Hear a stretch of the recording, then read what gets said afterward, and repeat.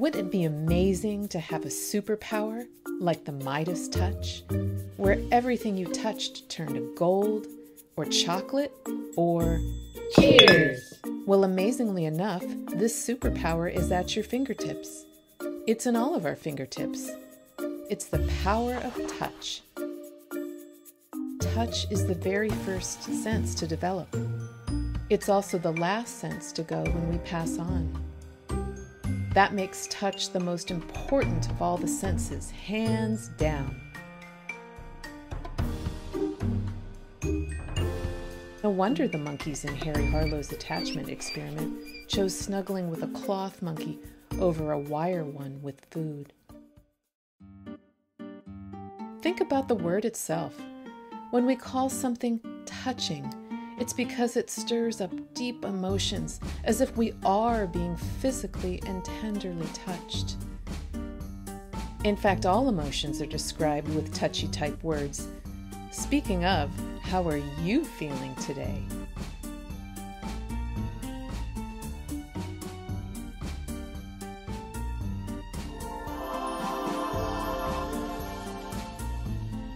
Studies show we can even identify emotions just from a stranger's touch. Happiness, sadness, anger, fear, and more.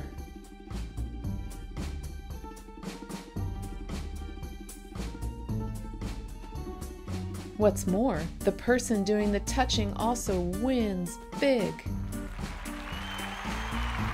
Touch goes far more than skin deep. It's the ultimate communication. That's why we're going to get really touchy-feely in this video.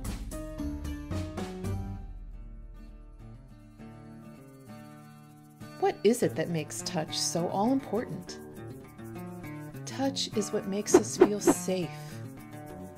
To our frustration, that's why young children or children with insecurities or fears might grab, cling, or clutch, not wanting to let go no matter how close we already are.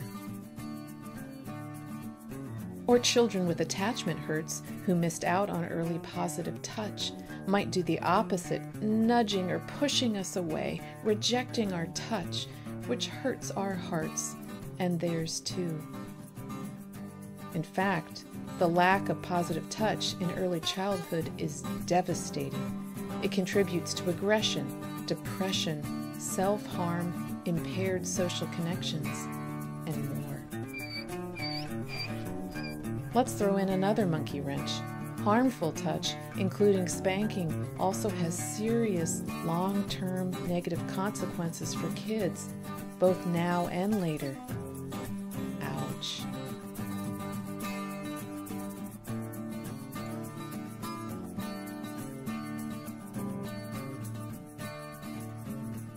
Granted, all this hard news is likely rubbing you the wrong way. What is a parent to do? Fortunately, touch itself is the answer. In the animal kingdom, monkeys connect through regular grooming. Elephants comfort one another by touching faces with trunks. Even rats who are touched grow up healthier, friendlier, calmer, and more resilient. So where does that leave us humans? Safe, healing touch tells our brains and bodies, hey, things feel safe right now. Even the briefest of touch lowers cortisol, raises oxytocin, the love hormone, and transforms health and development head to toe. And catch this. On NBA basketball teams, when players touch more, they actually win more games. How's that for a slam dunk? Touch isn't just the touchstone of human attachment. Positive touch is attachment itself. Whoa, that's a pretty hairy concept to grasp, isn't it? So we'll lend a helping hand. Here are some pointers to help you maximize safe, healthy touch and attachment with kids. Touch point number 1. Touch it, you own it. Ownership of safe touch is not a superficial topic, it's foundational. Especially for children who experienced bad touch, giving them voice to both accept and give touch relies on us adults owning our own touch. A.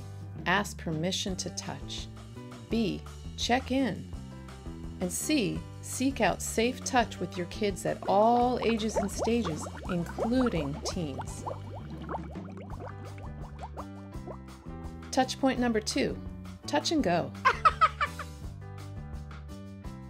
Play is an easy way to invite safe touch. Gentle tag, trading tickles, or drawing on hands or backs like MISA's rainbow massage, telling the story of the rainbow through touch. Touch point number 3. Get a firm handle on it. Some children with sensory issues may not tolerate light touch, but can handle firm touch. Weighted blankets, getting wrapped up or cocooned, pillow sandwich, bear hugs, or brief shoulder rubs are ways to share firm, positive touch. Touch point number 4, mirror, mirror. For children or youth who struggle with touch, put those mirror neurons to work. Teach or model safe touch using yourself. Or help kids practice safe self-touch in the mirror, building self-respect and self-empathy. Touch point number 5, beauty parlor. Shared grooming is universal. Everyone needs a haircut. Shampoo, brush, braids, weaves, manis, petties, all are touch tools to use with kids. TBRI points out even hand sanitizer squeezes in a little healthy touch. When all else fails, just holding someone's hand helps their brain and yours feel safer. A loved one's hand has the strongest sway, but even a stranger's hand will do.